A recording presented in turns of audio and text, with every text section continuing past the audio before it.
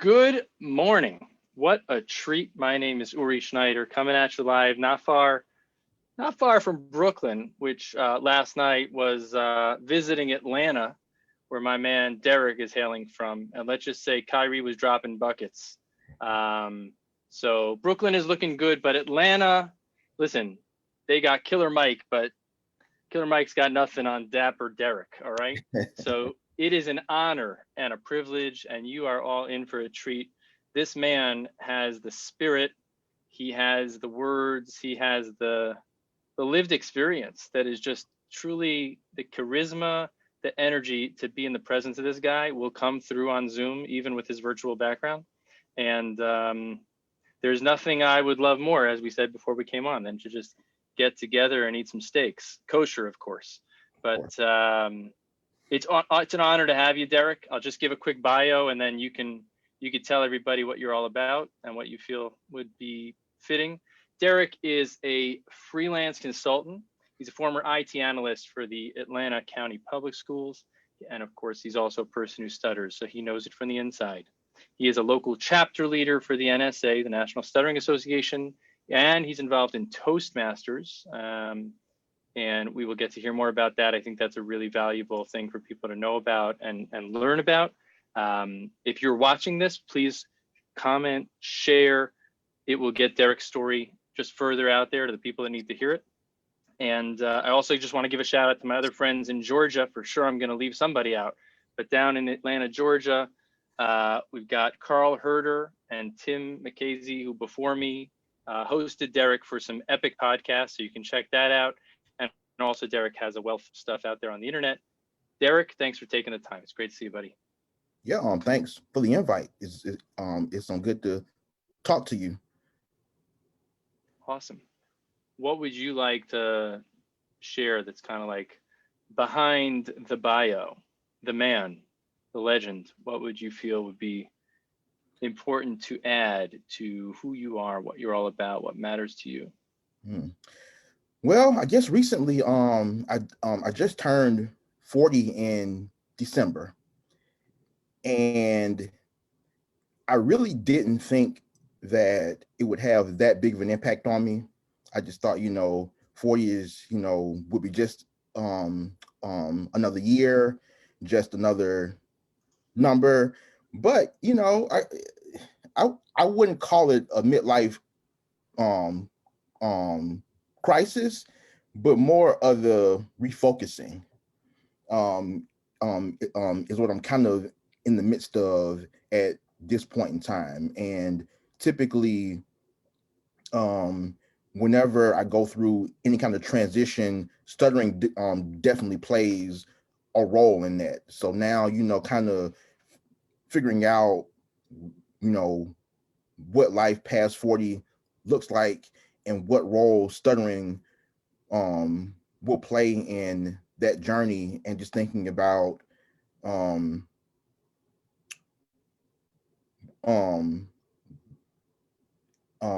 just thinking about what stuttering means to me at this point in my life, and ultimately what I want it to mean in 10 years, and kind of to a point where it's becoming I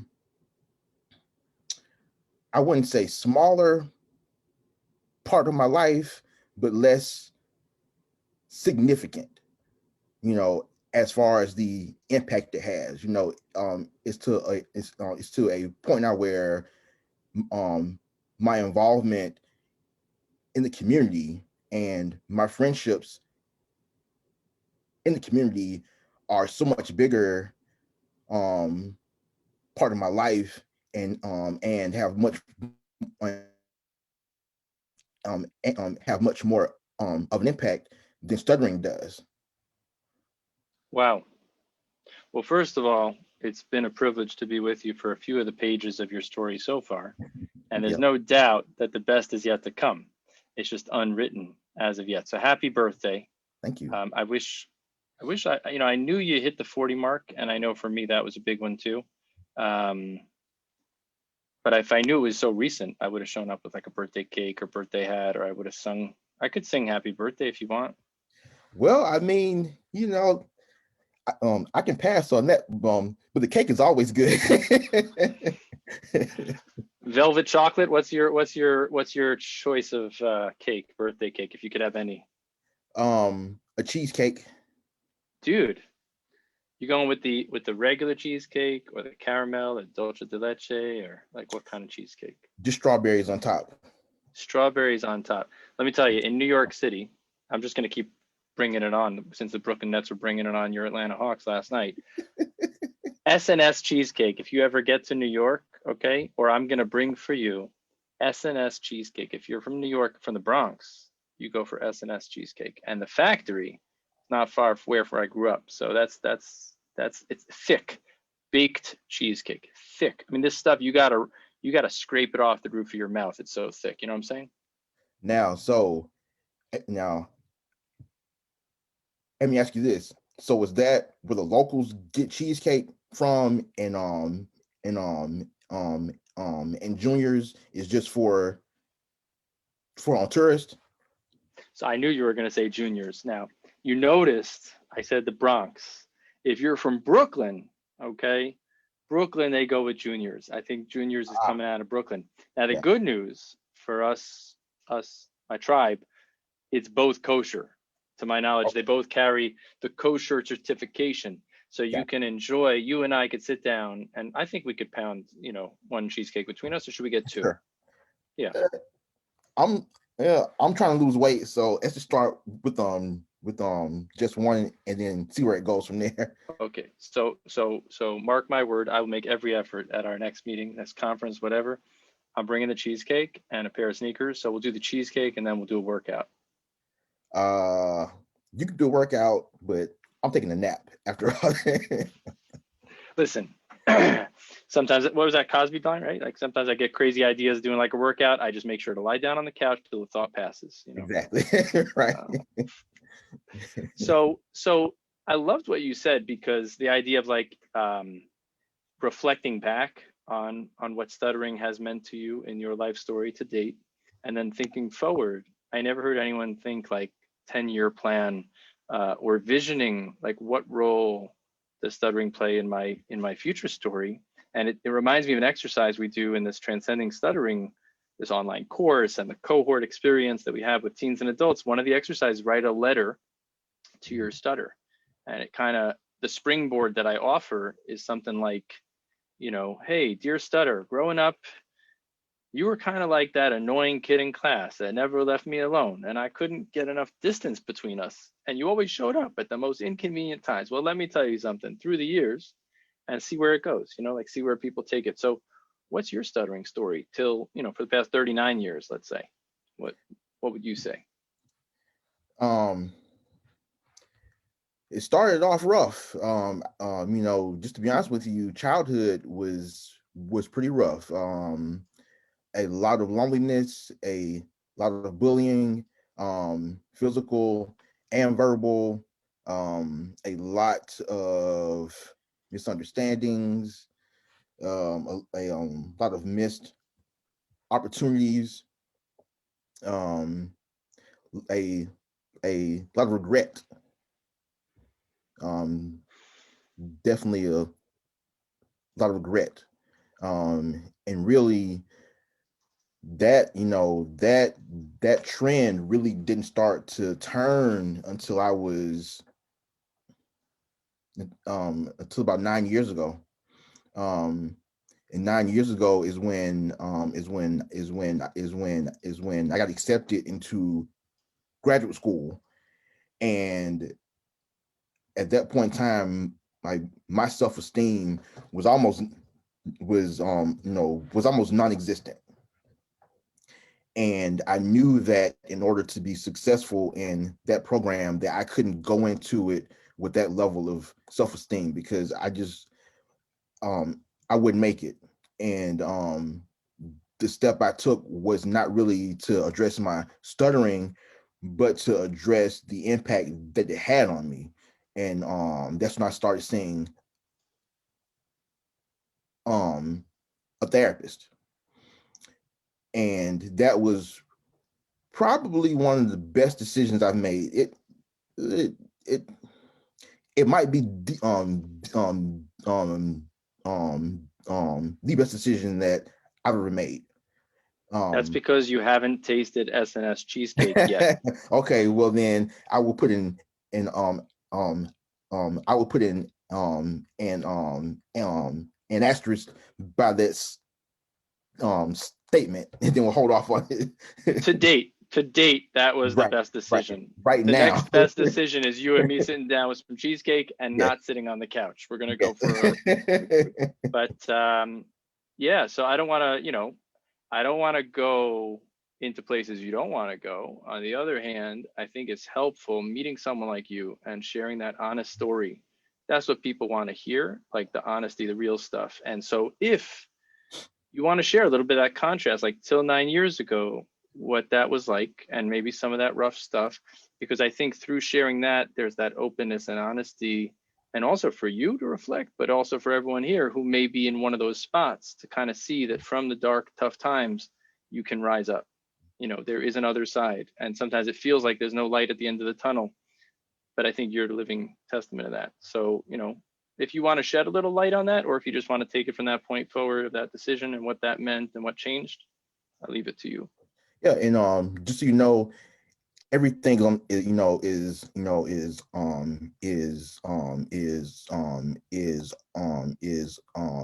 the table, and and this is actually going to be something that I'll get to, is that the reason why everything's on the table at this point in my life is because I have done that work to face all those demons and to face all the hurt and things that I've dealt with.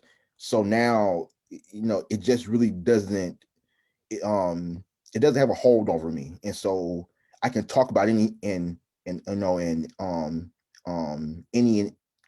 everything at this point, because it doesn't have a hold on me. And being in therapy is a big part of that, because I really had to. And just so you know I started 9 years ago, and up until this point in time, um I've been seeing a therapist on and off. So it's nothing that I just did in a few months or in a year and it was done. This is something that is continual. I've been in therapy the entire time, but people need maintenance. People are like cars almost. We need maintenance, and we need maintenance and retooling, refueling. And so for me, every now and then going to see a therapist is part of that. But when I started initially, yeah, go ahead. I just want to riff and highlight, amplify two myths that I think you just debunked. Number one, people have a fantasy that if they pay someone a whole load of money for 2 days, they're going to get a quick fix, and it's, easy come, easy go, same thing like that. So change doesn't happen overnight. And at the same time, nobody should be in a therapeutic experience that doesn't feel like it's going anywhere or feels like it's not the right fit. I think a lot of people think therapy, oh, it's just a thing, it's a process, and I'm just committed to a process. I have no idea what's going on. I'm not supposed to feel like there's something in the middle. I think what Derek's describing is, at a healthy balance of understanding it takes work. You can't do it alone. So having a professional guide can be super helpful. Having a community of support of people, your people, whether it's your family, whether it's other people who stutter, support community, we'll get to that too, I'm sure. Other things like Toastmasters, fueling up, having support. But I just think to just amplify and emphasize any parents or any speech therapists or teachers, there are people out there selling quick fixes and easy come, easy go. And very often there's like a very dramatic experience in that quick, intensive experience, or you look at these before after videos and wow, it's like exactly what you want to be and exactly what you see is what you want. But to recognize, you need something that's going to carry you. Yeah. and finding the right way to kind of engage and then coast and then check back in, and knowing you have that, just knowing you have that can be so helpful. It doesn't mean you have to be stuck in the same, wheel, but on the contrary, it's a place to kind of revisit to the degree that you need. I think that's an untold story about the frequency and the journey of therapy. People think it's like 6 months or 12 months or 2 days. It should be something that grows with you, and at different times you need different things and you might switch therapists, but it's a process of growing and changing your needs and change, but you always benefit from getting the help you feel you need and that you deserve, and it should feel helpful. It should feel good. If it doesn't feel helpful, it doesn't feel good, get out of there. Exactly.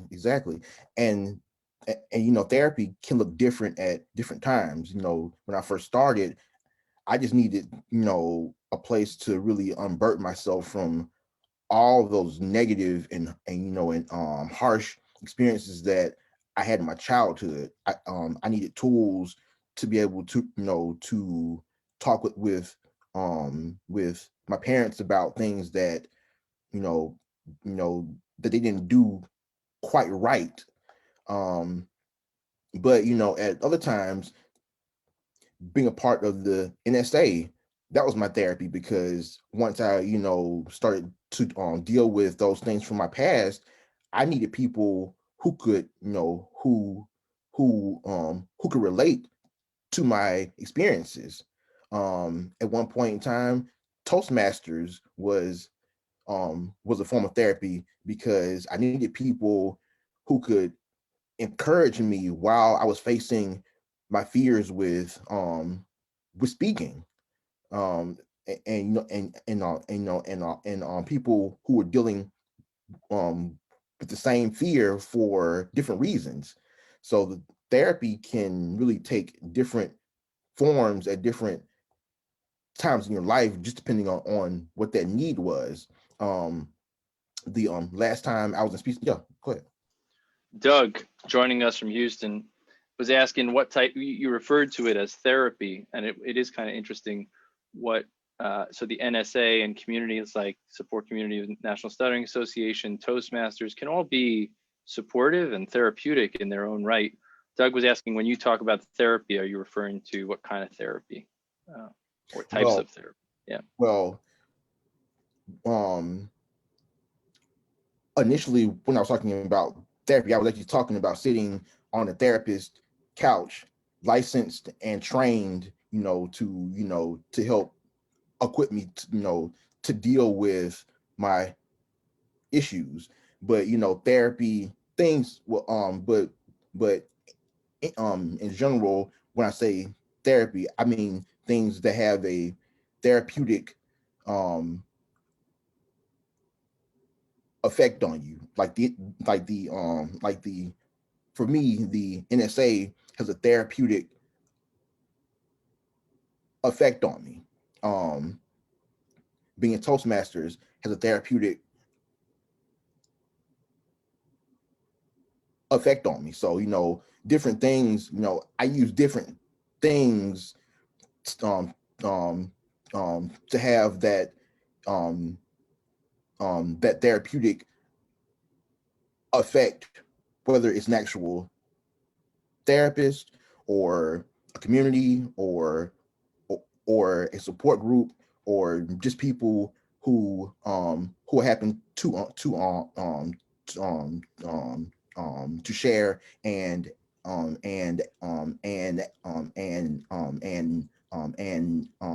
activity with. So if I could just dive in there for a moment, Derek, is that all right? Sure, go for it. I think you're such a wonderful demonstration of the tapestry of who we are is a composition of many different inputs, right? It's the home we grew up in, it's the experiences we had as kids, it's the relationships we formed, and different things that we went through growing up and living, and the school of hard knocks and whatever other schools we went to. But I think Doug's question and what you were just sharing just struck me, and in all the conversations I've had, I knew there would be new things here, and this is it. One already. The therapist. So it sounds like, was there a psychotherapist involved there? Someone who was like a psychotherapist, mental health professional? Yes. And also, was there like a speech therapist along the journey? Yes. Or no? Yes. Yeah. So No. I was going to ask you this: if you maybe could reflect, what's something that 40-year-old reflective Derek, thinking about the next episode in the trilogy or whatever it is, you know, decade, the next episode, what does Derek today bring that is attributed back to something you gained through this therapy experience, or from that speech therapy experience, or from the NSA, or from Toastmasters? If you could like unpack for us, like, are there things you point to, you're like, had I not participated in Toastmasters, I wouldn't have this ability or this feeling about myself. And if I didn't do this, maybe you could touch on that? Sure. Oh, yeah. There's a lot there. Sure. Just being able to sit here and talk to you, this is something that I couldn't have done 10 years ago. And just think about, you know, just everything that this one conversation encompasses, you know, for a person who stutters. First, I'm sitting here and I'm looking at, you know, that blinking record button live on Facebook. 10 years ago, I the anxiety would have folded me, and I wouldn't have been able to even get through 10 minutes of this conversation. And that was because, you know, being able to, and you know, and this is something that really goes back to Toastmasters, and you know, on a consistent weekly basis, having to get up in front of an audience and speak in some capacity, and being more comfortable speaking in front of people, and being more comfortable with my own voice. This also goes back to the last time I was in speech therapy, which, you know, she did something much more for me than just speech therapy. She was the first person to tell me that there's nothing wrong with having a stutter. I was 33 years old when I heard that for the first time, or it was the first time that I could ever really accept it. But that was the first time that, you know, that thought of it's okay to have a stutter even took hold, and I was like, wait, what does that mean? um Going back to my first time in therapy and being able to unpack all those childhood experiences. Up until that point in time, and this is when I was 31, up to that point in time, you couldn't even say the word stutter in my presence. Just that word alone had a physical effect on me that felt something like, people say, my blood, I got so mad that my blood was boiling. That's how it physically felt. Um, Up to that point in time, if somebody even said the word stutter around me, is that I would instantly get upset, because there was so much baggage and so many negative experiences that came along with that word, that was much more than only a word. I just want to tell you, I'm getting a little teary-eyed, and I got the hair on my back, which is getting to be more and more as I get older, standing on edge. This is awesome, and I want to just share the love that's coming in from around the country and around the world. But yeah, Alpha D, that's what Tom Sharstein says. Tom Sharstein says. And Doug is here, and Amy's here, and of course I forgot to acknowledge my other favorite person from Georgia, Dominique Kennedy, and Amy, and so many others. But what I would love to say is, right now, for Derek and for anybody watching, Derek is describing that visceral feeling of looking at the blinking light that we're live. 9 years ago, this is the kind of thing that he would have not been able to do from what he just said. We can create a very powerful experiential shift for him and for anyone watching. Not that he needs it, but drop a like. And I mean this because to recognize the courage for someone who stutters to spend 31 years, if I did the math right. Yes. 31 years, this was like off limits. And to recognize that the man you're looking at is literally a superhero. The man has faced, as he described, those demons and fears and things that held him back, boundaries, right? And he's really a walking, living demonstration. The reason I get teary-eyed and I get shivers is like, I'm inspired. I'm inspired by Derek. I'm inspired by people who stutter. And I think this opportunity to be so real, Derek, sharing with others who are in that place that you were in 9 years ago, and in the place you stand today on the cusp of the next chapter, it really gives people living experiential proof more than any textbook or any professional could preach. You know, you are walking, living proof of what one man can do when you just dig in and say, no mas, I can't go on like that anymore. I got to turn a new page, and I'm ready. And dipping into all these different, you know, resources. I just think this is so valuable. So your comments, your likes, your shares, somebody else needs to hear this, because this guy is certainly one of my heroes. Sorry to interrupt. Appreciate that. Yeah, so you were sharing about Toastmasters kind of gave you that weekly experience of getting verbal on a habitual basis and kind of like doing it, just doing the talking thing. And the speech therapist who told you there's nothing objectively bad or wrong to stutter. Right. And at that point you were able to hear that. And I don't know if you were going to touch on, you know, the NSA or and then the other therapy you talked about also. Yeah, but just anywhere you wanted to go with that. And I think Toastmasters is underutilized. You could talk more about that. Yeah. Go with what you want to share. Toastmasters was a game changer because at that point in time, I'm trying to see, I had been involved in the NSA for 2 years.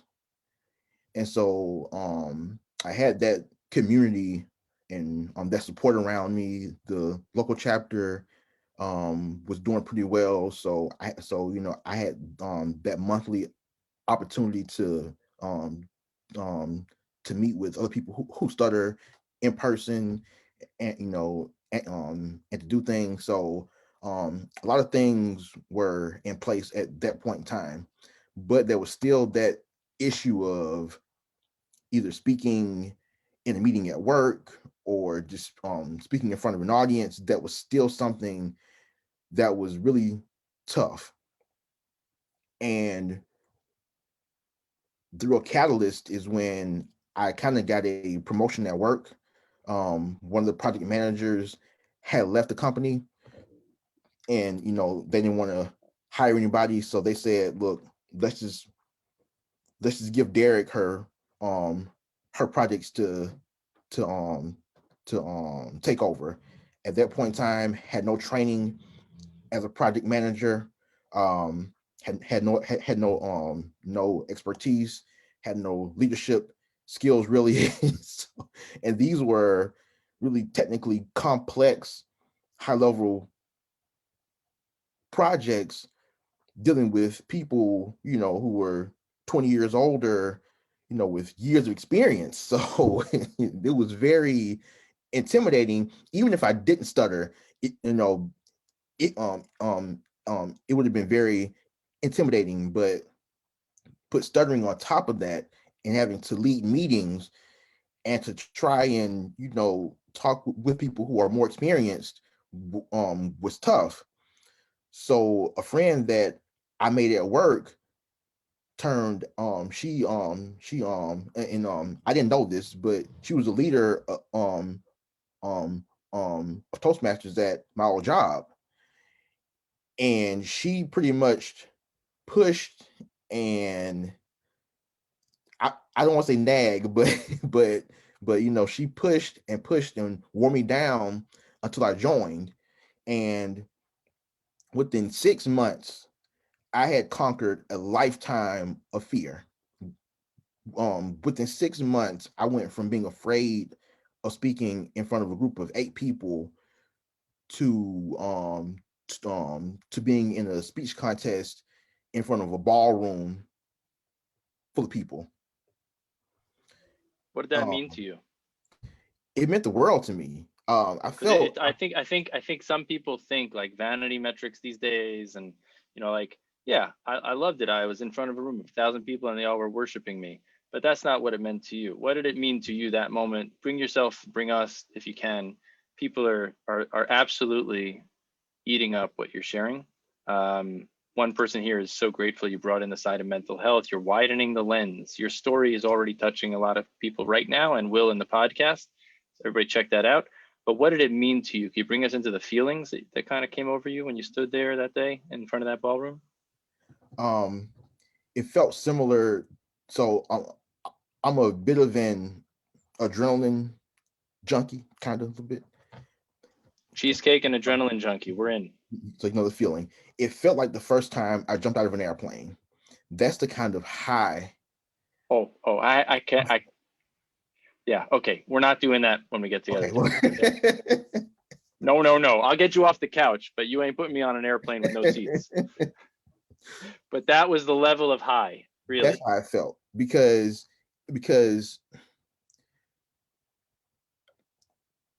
this fear had such a grip on me my entire life. I mean, anytime I had to introduce myself on a conference call, I was afraid. Anytime I had to go up to someone new at work who I didn't know and ask them a question, I was afraid. So it was just fear, just this constant fear every single day of my life. And I just got so sick of it. And to get to a point where I didn't feel that anymore. I mean, it just felt like freedom. That's what it felt like. It felt like freedom. And it was the best feeling in the world. Like that feeling became my drug. That was my high, was getting in front of a captive audience and holding their attention and causing an emotional response or reaction. That was my high. And it's really hard to really put it in words, but it felt like freedom. We feel it, man. It's beyond words. It's in the waves coming out of you through your voice and through so much. And again, I just want to reflect, and all sincere, Derek, and I think so many would agree with me. You could drop a like if you do.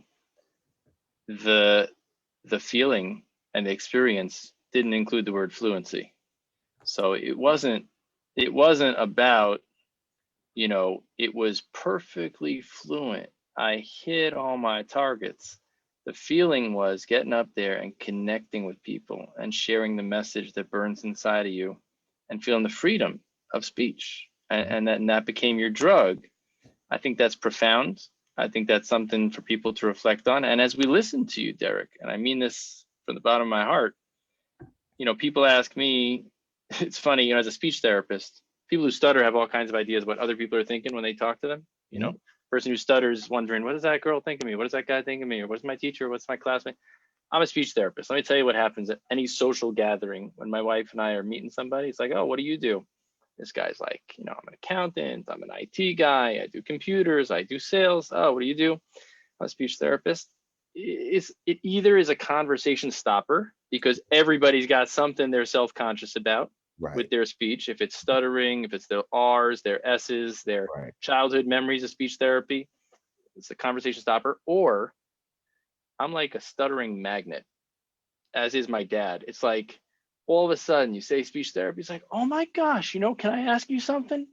And people start pouring out stories, and more often than what the statistics and prevalence would suggest, stories of stuttering just come out left and right. And the stories of stuttering are always about the fear, the holding back. And that's not to say stuttering is caused by those things.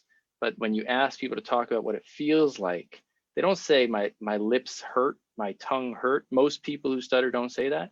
They talk about the incessant fear and anticipation and feeling they could say so much more. They are burning to say so much more, and at the same time they're terrified, or it's so effortful, or they are so misperceived or underestimated. And I think what you just talked about just comes through so powerfully. How do you keep that state, Derek? How do you keep that? You said it became your drug. I would imagine hitting that and keeping that and sustaining that is not a linear set it and forget it. Like that was it. That was a breakthrough moment. You had it for the rest of your life, steady. Can you share anything about some of like what you experience as the setbacks and how you readjust and recalibrate yourself to get yourself into that place? Well, like any drug, the first time, there's no time like that first one.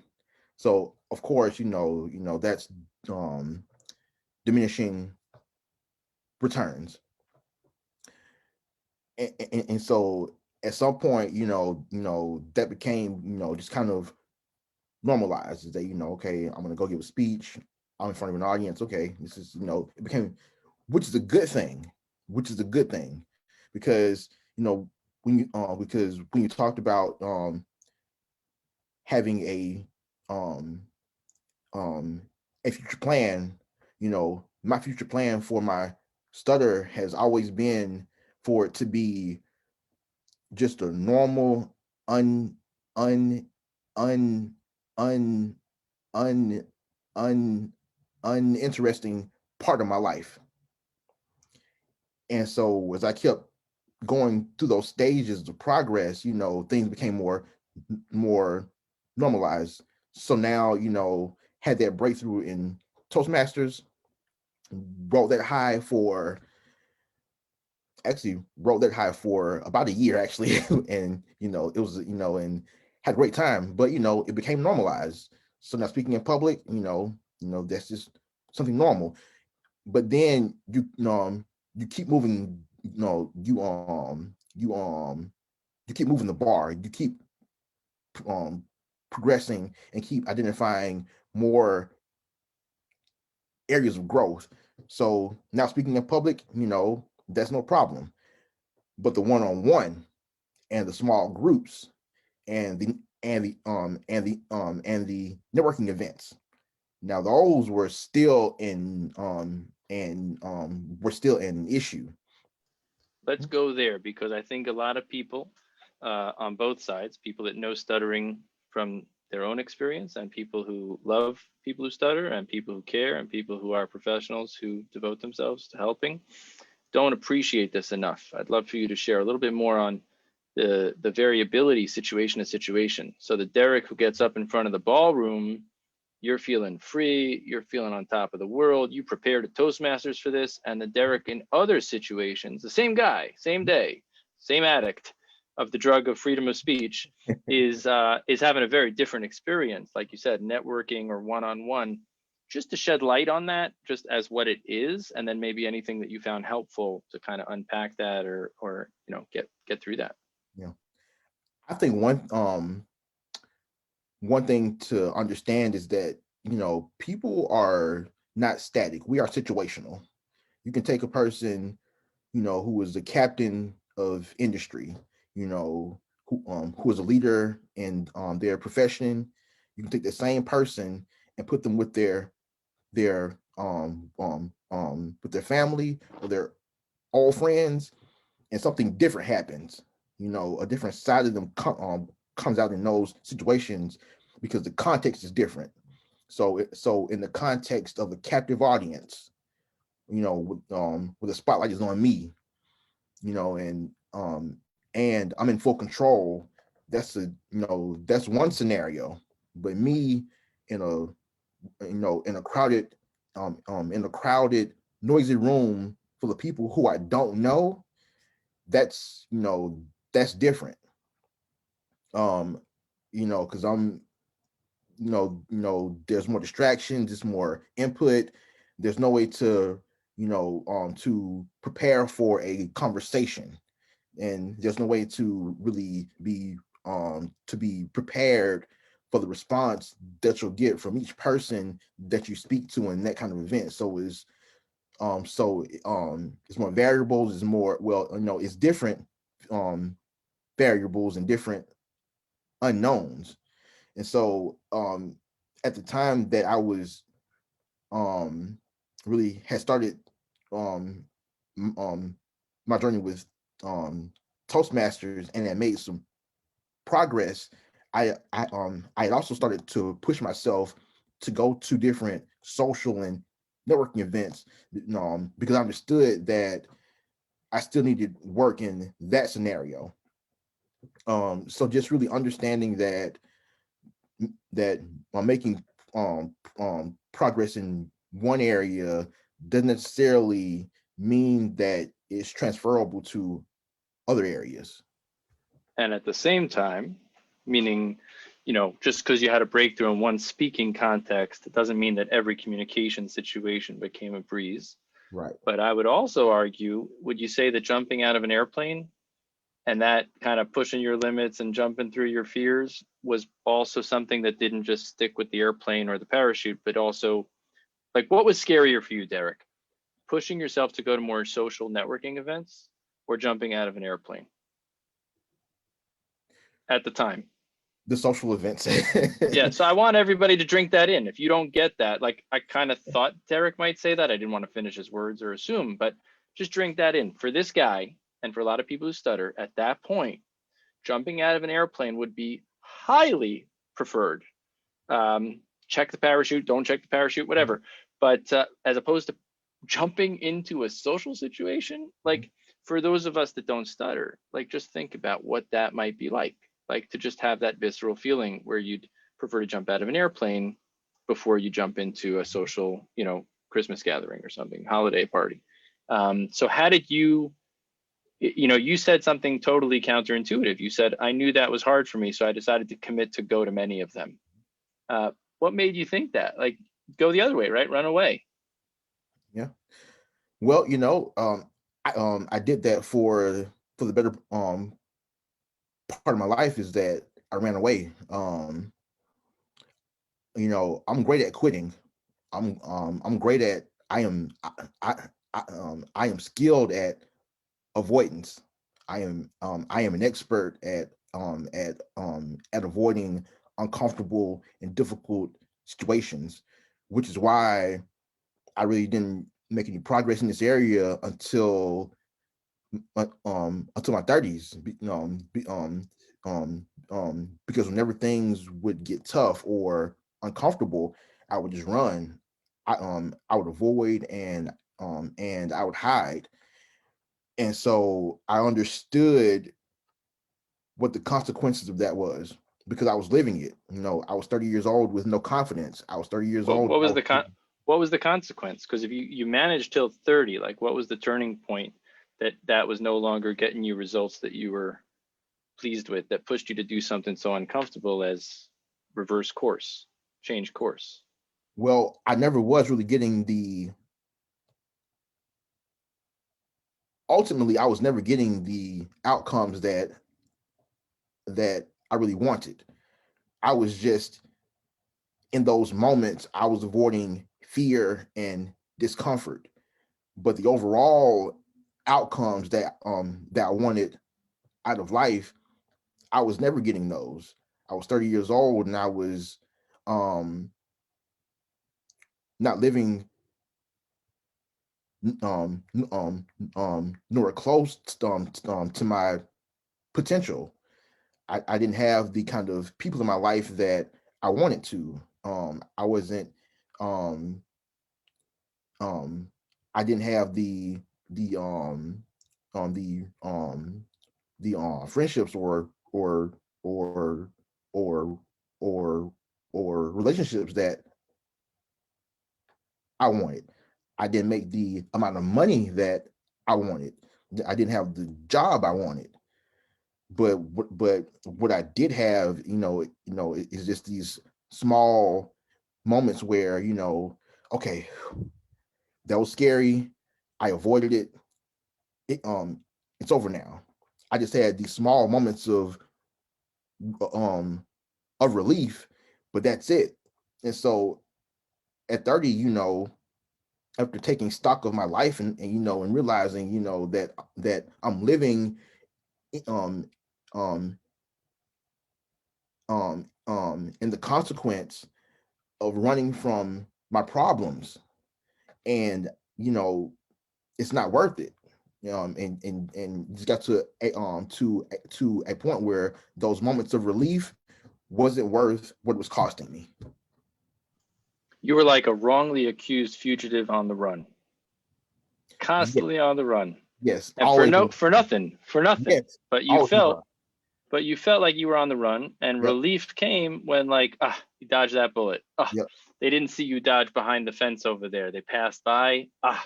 Like that was as high as you got, was like, I didn't get, but right.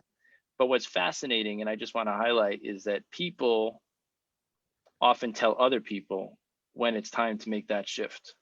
And I think, like, you got to stop avoiding, you got to stop running away. And nobody could tell somebody else that they should do that, because it's natural, it's human to avoid pain, to avoid discomfort. And especially when you perceive it that way, or you've experienced it, like you said, we don't have to go into it, but physically, verbally going through being teased, being made fun of, having doors closed on you.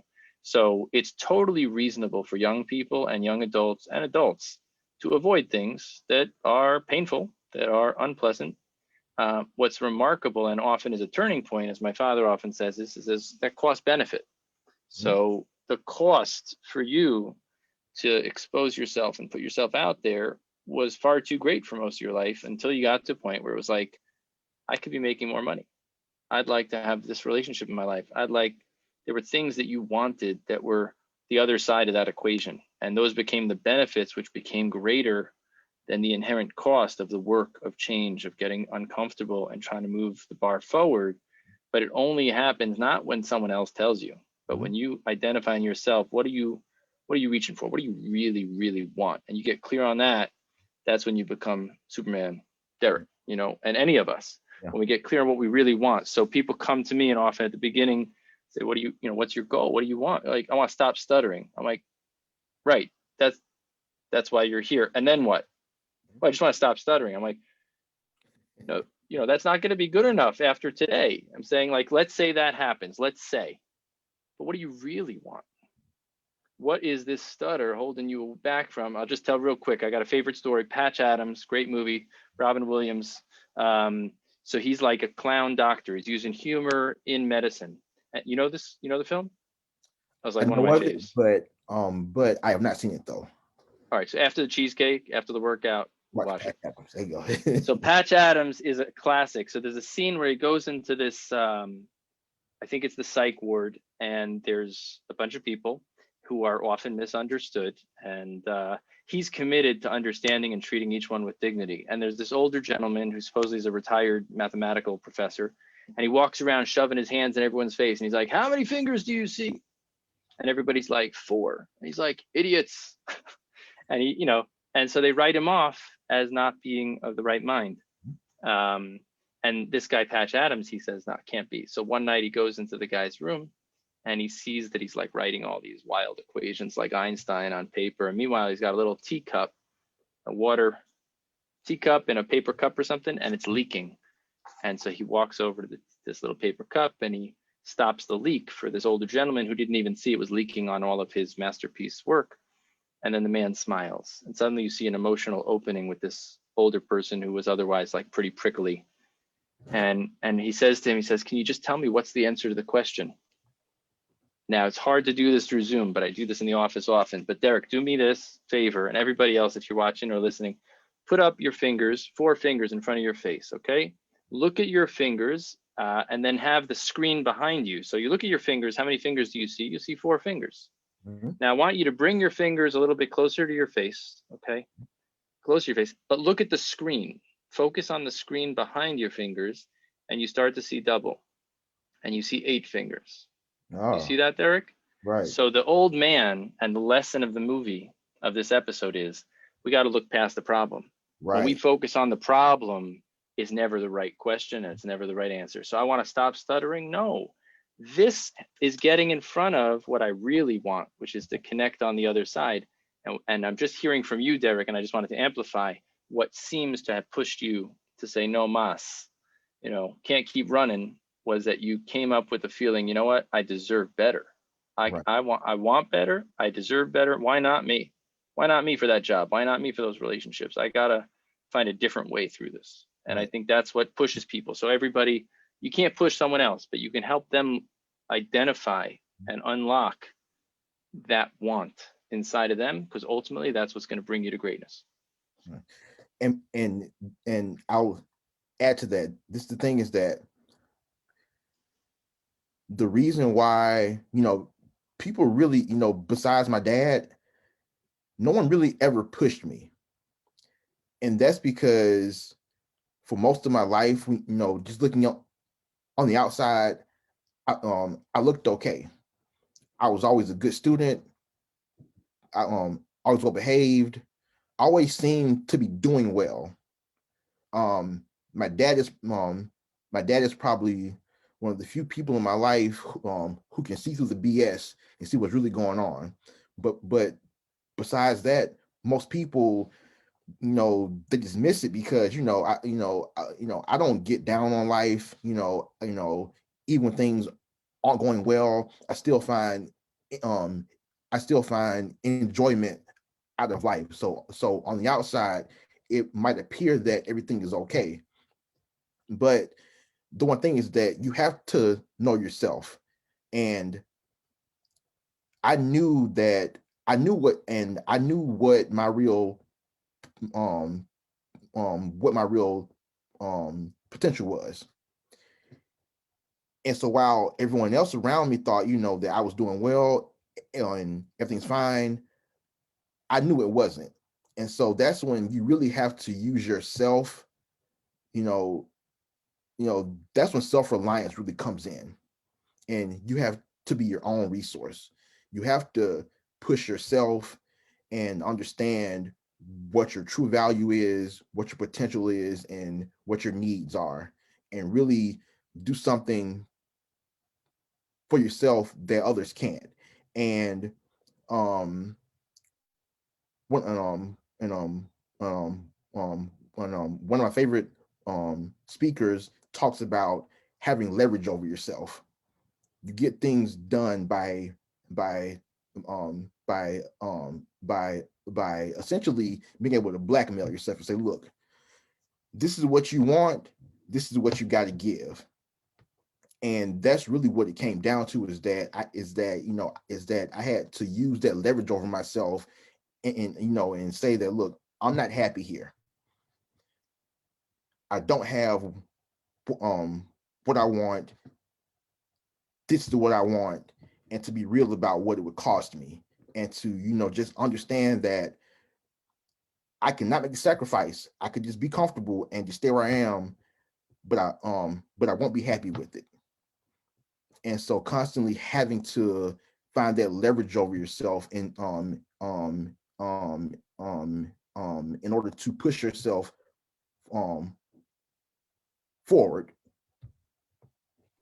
So for people that are just smitten by your story, and there are many dropping in comments, Derek, and I'm one of them, what were some of the things you had to do or you were ready to do along the journey? What were some of the costs of what you had to give of yourself in order to achieve where you've gotten to today? And obviously we're all evolving as we go. You're certainly, at a turning point, but looking at this story till now, what are some things that you had to do or you had to give of yourself in order to achieve what you achieved thus far? Comfort was the biggest thing. And and specifically had to sacrifice comfort with my voice. I had to start speaking. I had to start to had to start talking, and to really opening myself up again to people, and opening myself up to being praised and being insulted. But just had to open myself up to using my voice. And that's been the hardest part of the journey, is just really not being afraid, was to stop hiding um um um my voice, and to really embracing it and appreciating it for what it is. So powerful. Listen, true life dilemma. Whenever I'm stuck in a situation where someone who stutters or anyone really seeks counsel or advice, I always say, I'm not sure. Let's talk about it, and maybe it's talking about it together. Maybe it's talking about it with some friends. So I'm going to turn to you, Derek, and I'm going to ask you for your advice on a true life question that I got. We have a chat for the adult group doing the Transcending Stuttering experience and teens. And so this adult said, hey, I had a doctor's appointment. I stuttered pretty bad for a moment and wasn't easy. Yeah. What would you say for the person who's on the journey, who's trying to push their comfort zone in the situations you talked about, going into social situations, the one-on-ones, the calling to order or calling to make a doctor's appointment or talking to a medical person to maybe advocate for a family member or for yourself? You know the situations. This is the real life stuff. This is the day-to-day stuff. What would you say was one of the harder ones that you've experienced in terms of what you got in return? And how do you kind of carry yourself through it? And then what were some of the more surprising ones where maybe it was rough from your point of view, and in your mind you were expecting it to be disastrous, and in the end the response was actually not negative at all. It was surprisingly good. So can you share maybe like one rough spot and how you would talk yourself through it or talk this person through it, and then maybe some of the other side of what happens, if that was clear? Yeah. I think in general the advice is to understand that it's a process, that it's not a switch, it's not a moment that you just that you just get over your fear and just automatically just feel more comfortable with speaking. It's a process. And for me, one of the harder things that that I really experienced, that was more than just a moment, but it was graduate school, and it was going to graduate school around all these smart people who had the beginnings of great careers. It takes And one to know one. yeah. Yeah. And having to and being concerned with them seeing you as an equal, and having that fear that having a stutter would make me appear less intelligent or qualified or capable to be in that room. But you got to go through it, and very uncomfortable at first, but ultimately it got to the point where when I had my classmates who became advocates, and when things and if I was out with them and people would make comments, I didn't have to do anything, like they would do it for me. So going through that process of really not hiding my voice, not hiding myself, and giving people the opportunity to accept me, and being able to be vulnerable, and have some trust in people, which doesn't always turn out um um well, but sometimes it does. And so just really being willing to go through the process, because what that person is experiencing is that they really haven't addressed their real issues with stuttering yet. They may have addressed the fluency aspect, but haven't addressed how they feel about it. And so that's what they're experiencing, because when you get to a point where you really have addressed how you feel about it, it's tough for someone else to really have an impact on you. Of course, we're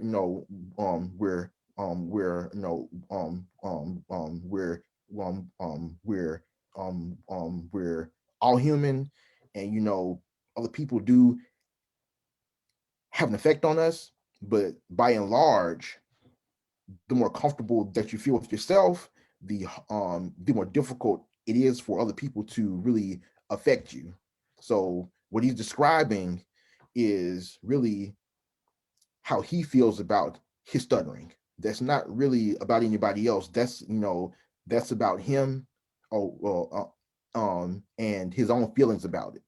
So that's where it's got to start, is going through that process of, of addressing how how how he feels about himself and his stutter. I'm going to just reflect on that for 1 second and then give you the opportunity to take us home with final thoughts. And hopefully we'll have a second round, because this has been absolutely riveting, stunning, and I'm so inspired to finish this call and go push my limits and jump out of an airplane. But I just want to say what Derek just shared, I think really inspires me when we frame what we talk about in the Transcending Stuttering framework. The self-acceptance and self-advocacy are so connected.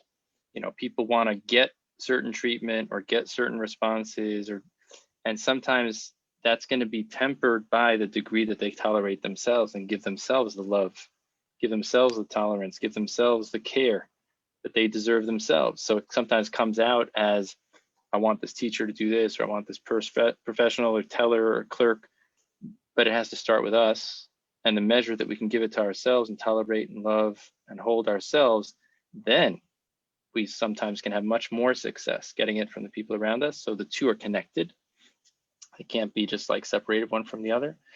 If you appreciate Derek and you appreciate this conversation, check it out on the podcasts, subscribe, drop reviews. It really helps spread Derek's story and all these other awesome stories and exemplary heroes further. Drop your likes, your shares. And with that, I'd love to give you the chance to kind of bring us home with some parting wisdom to finish this chapter of your story. And then we're going to do, another episode into the next 40 years. Well, to end this out, I just want to say that I really appreciate the work that you're doing, and people like you, like you mentioned, Carl Herder, people who are really taking this to the next level and really coming at this with the holistic approach, from not just the stutter, but the person who stutters, and what that complete picture looks like, as far as what they need to really get what they want, and and what their goals are. And that's one of the biggest lessons that I've learned, is that my stutter is a part of me, and I used to treat it like it was something separate, because I didn't want to be associated with it. And ultimately, I was taking a part of myself and trying to disassociate it, and that was a big mistake. So I really appreciate the approach that you're taking with this, and looking at the whole person and not just the stutter itself, because I think that will definitely make a big difference with your clients in particular, and hopefully will have an impact on the field of study itself, and how therapy is approached going forward. I hate to do this, but I got to just reflect on that. My father always says, we are not human beings, we are human becomings. So on the event of your reflecting on your first 40 years of awesomeness, I just want to wish you, and also what you just said, we are all evolving with time in the process of improving and leveraging ourselves and bringing our best selves out, and then connecting and seeing what new opportunities and new things lie in the pages that are yet unwritten in our stories. So we are all human becomings. That's attributed to this Rabbi David Aaron. But we're all human becomings. And I think as much as people who stutter should be seen in that light, I think professionals as well. We should come to the work, all of us, and come to every engagement as evolving human beings, all of us with our baggage and our limitations, but also with something special. Mhm. And I also want to say, second point, I want to thank you for stuttering, Derek, because if you didn't stutter, you and I would have never connected. You know, a black True. guy from Atlanta, Georgia, a white Jewish guy from New York City, we would never find our common love of cheesecake. You know what I'm saying? So I want to thank you for stuttering and for bringing us together. And for everyone listening, thank you for recognizing that transcending stuttering is about that. It's about getting past just seeing the fluency. It's about seeing the transcendence of that and asking yourself, what does it mean to transcend stuttering? So for all the people listening, ask yourself that question and realize it's stuttering that brought us together, but it doesn't stop there. It's about the human connection. It's about growth. It's about achieving. It's about identifying what we really, really want, and then having the courage to go get it. And so, Derek, you are an inspiration for me. I thank you for taking the time. I thank everybody here. Again, check out all these conversations and more at schneiderspeech.com/our blog. Drop your comments with your highlights. There are a lot of great takeaways here. We're gonna share a lot of those. Thank you. Share your comments with us, and stay tuned. And you can see the replay of all of these episodes or listen on podcasts everywhere. I thank you, Derek, and I thank all of you for joining us. Thanks so much. Thank you.